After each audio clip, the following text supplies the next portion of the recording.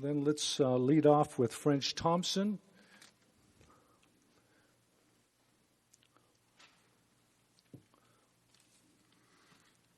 Good evening, Mr. Mayor and City Council members. My name is French Thompson. My address is on record. Last time I saw you guys, I had a lot longer hair. I had it all cut off because I got skin cancer.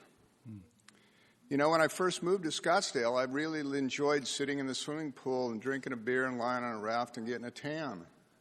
Felt great. I mean, it really did feel good. I seriously thought that's what living in Scottsdale was all about.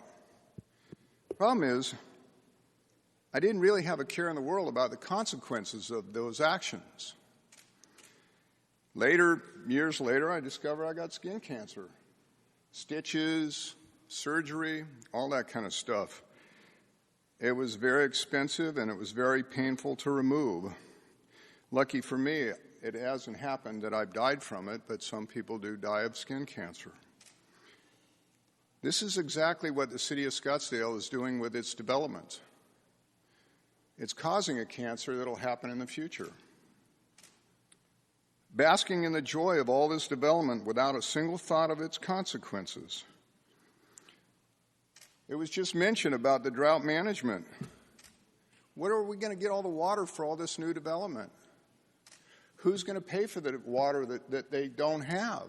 Are the developers going to provide all of the water for these developments? Who's going to provide all the infrastructure from the roads, the sewage, to the lighting? What are the plans for the increased congestion and air pollution on our roads? What happens to the rest of the city with the increased heat island effect? Higher density has a proven heat island effect of up to 15 degrees hotter than the surrounding area. This is a cancer that's growing in Scottsdale, and it's something that you, the City Council, can slow its growth. No more upzoning. Our city was built around single-family detached homes, and now the developers want to thrust high density and congestion down the throats of those single-family neighborhoods and its own downtown.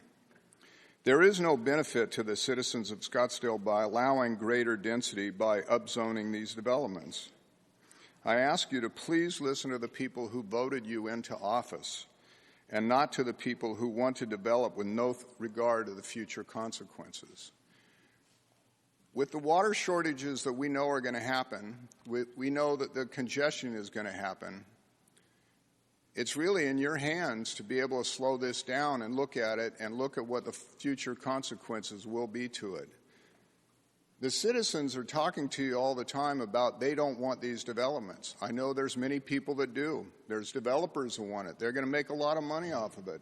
But the citizens in the neighborhoods around it are not going to benefit from that. So I thank you for your time, and I really hope you take this into very serious consideration.